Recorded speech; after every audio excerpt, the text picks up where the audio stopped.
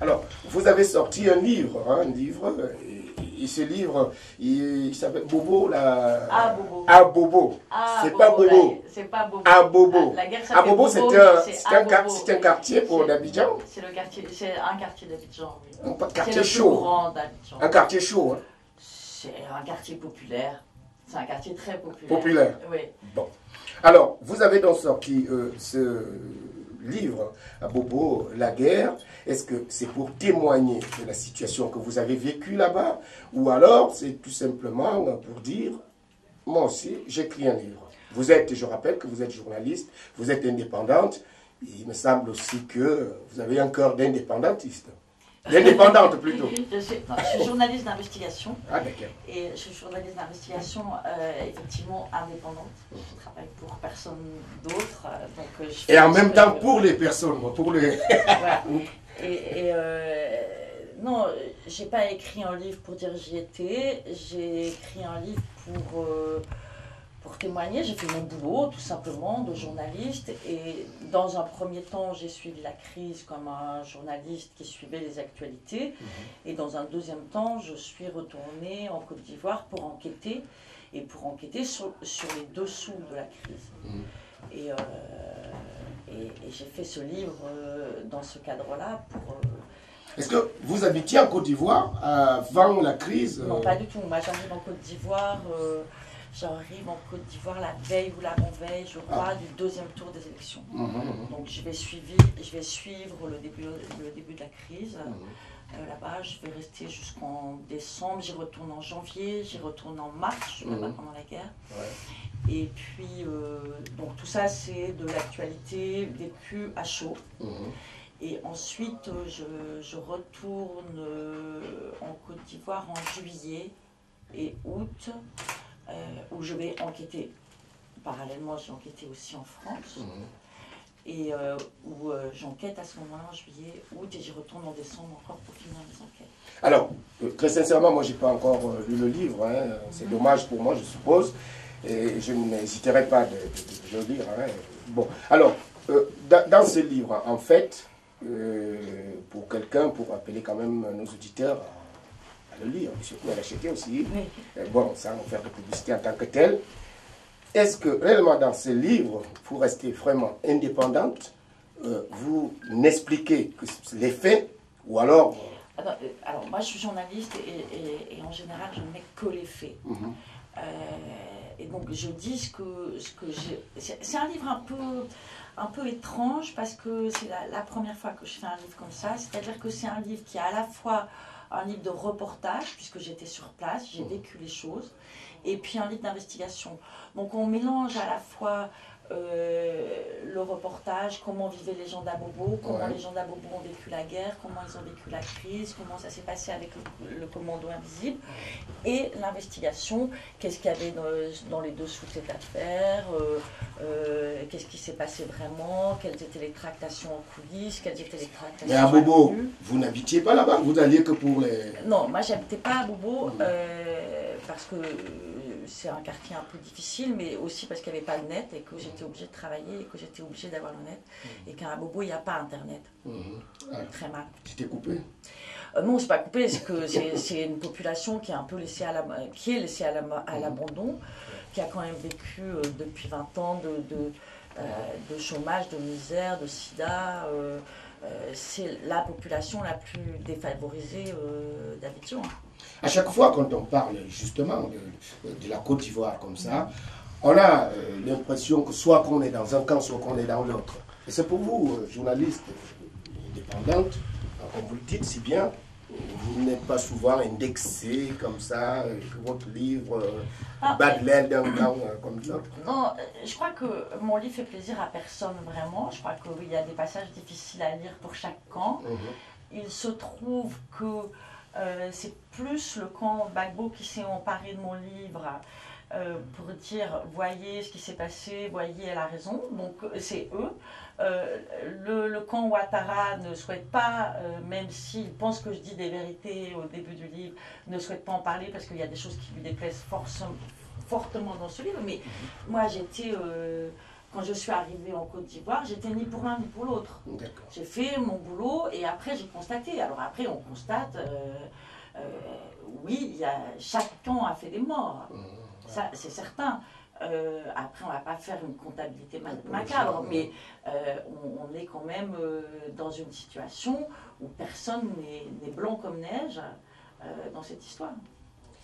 Je croyais, moi, à un moment donné, que je n'aurais plus bon, à perdre, à perdre beaucoup de la salive, parce que s'il y a un problème qui m'a fait vraiment sécher la bouche, c'est vraiment celui de la Côte d'Ivoire aujourd'hui. Je croyais ne plus en avoir à en parler souvent, mais malheureusement, c'est reparti pour un tour. Mais malheureusement, on va reparler de la Côte d'Ivoire, parce que la façon dont a été réglé ce problème électoral n'a rien réglé.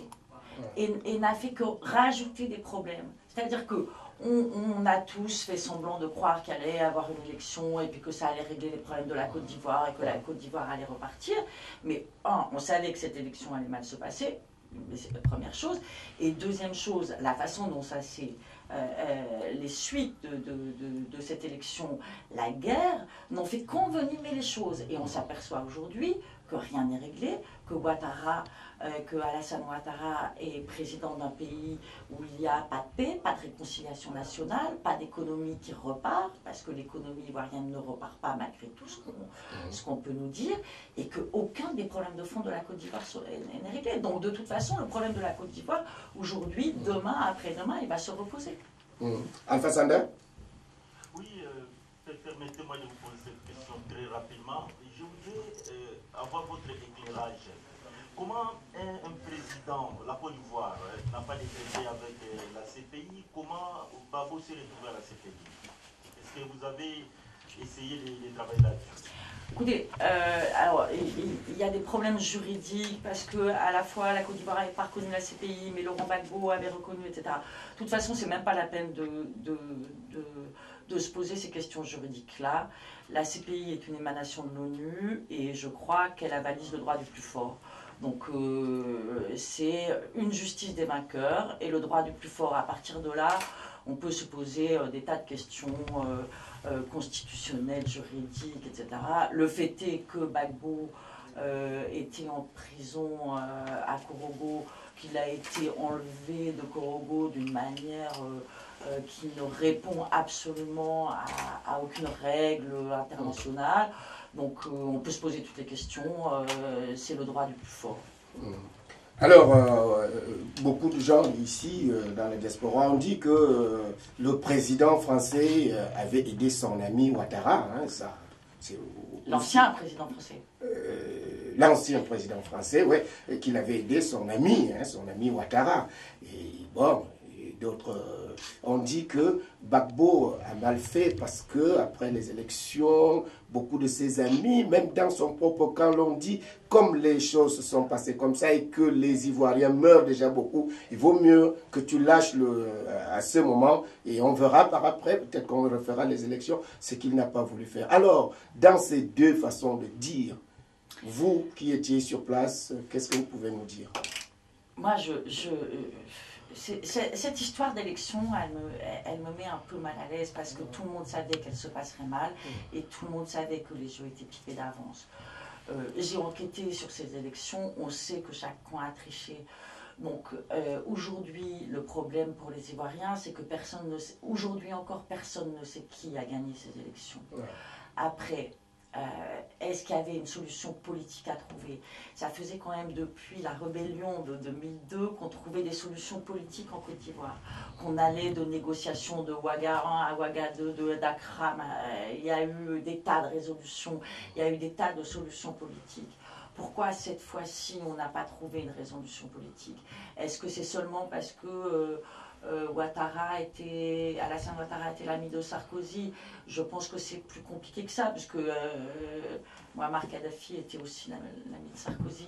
Donc je pense qu'il y a des raisons de géopolitique et des raisons de politique internationale qui sont plus compliquées que ça. Il n'empêche qu'on a fait une guerre, qu'il y a eu beaucoup de morts, beaucoup plus que 3000 morts, parce que 3000 morts, ça c'est de la propagande. Il y a eu énormément de morts en Côte d'Ivoire.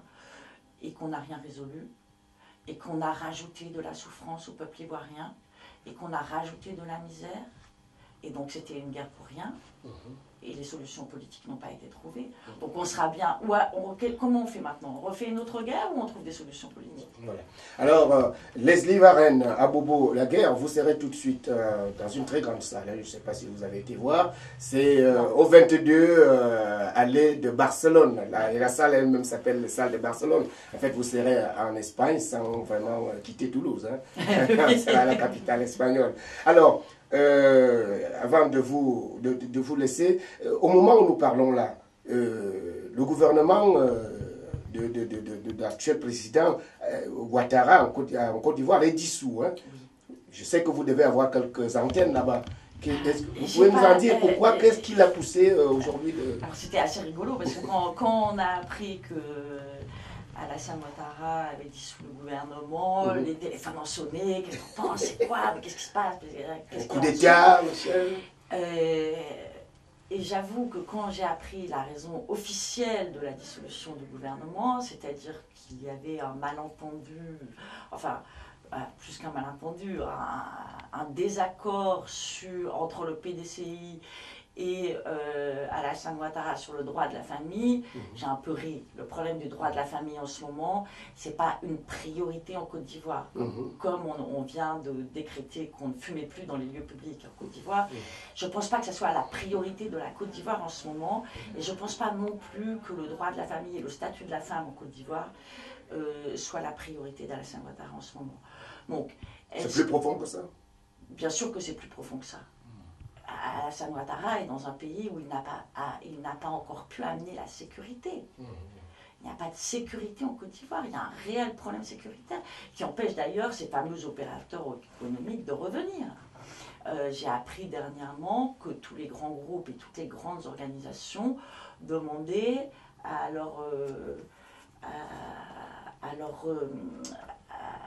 aux personnes qui travaillent en Côte d'Ivoire de ne pas venir avec leur famille. De venir seul. Ça en dit long sur la situation et sur le calme qui règne à Abidjan. C'est un calme précaire, les gens sont tendus, ils attendent qu'il se passe quelque chose. On se retrouve dans la même position d'ailleurs que quelque temps avant les élections. Alors, pour ceux des Ivoiriens qui pensent que vous avez écrit un livre pour tel camp ou pour tel autre, qu'est-ce que vous pouvez leur dire maintenant? J'ai été d'ailleurs étonné ce matin d'avoir un entretien avec le responsable d'Alassane à Toulouse qui me disait qu'il n'était pas au courant de votre venue à Toulouse. J'ai été un peu étonné. Je crois que la CPNJ a bien fait les choses parce que tout le monde est au courant, il y en a plein Internet, donc s'il n'est pas au courant de ma venue... Qu'est-ce que vous lui dites alors? Il n'écoute pas. Eh bien, qu'est-ce que j'ai rien à lui dire, qu'il vienne discuter avec nous à 16h. Ce que je dis à chaque camp, c'est lisez mon livre, vous verrez. Il y a une partie qui fait plaisir au pro-Ouattara et qui fait vraiment pas plaisir au pro-Gbagbo, l'autre partie. Donc voilà, chacun y trouvera. J'ai essayé d'être la plus sincère possible et la plus honnête possible et de raconter cette histoire telle que je l'ai vécue et de dire ce que j'avais trouvé avec la plus grande honnêteté. Maintenant, si quelqu'un, pour l'instant, personne n'est venu me dire ce que vous avez dit est faux. Personne. Juste l'ancien ambassadeur de France en Côte d'Ivoire, Jean-Claude Simon, a dit au micro des RFI, j'ai lu ce livre, il est très intéressant, il y a alors il n'a pas dit erreur d'ailleurs, il a dit quelques approximations, je crois, c'est le terme exact. Il n'a pas dit lesquelles d'ailleurs. Donc moi je suis que quelqu'un vienne me dire ça, ce que vous avez dit c'est faux.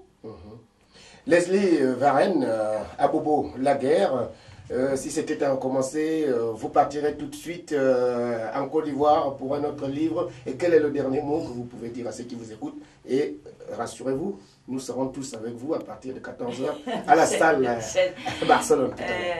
Si c'était à refaire, oui, je referais. C'était un peu difficile, mais je referais. C'était une belle aventure. C'est 2 ans de ma vie. Vous êtes exalté là déjà. Non, exalté, je suis une passionnée, sinon je ne ferais pas ce métier. Je veux dire, si on n'est pas passionné, on ne fait pas un métier qui rapporte aussi peu et qui est aussi difficile. Donc voilà, je souhaite que la Côte d'Ivoire aille bien et qu'elle ait des lendemains heureux. Bien. Abou Balaguer, le terrain de jeu de la France et de l'ONU.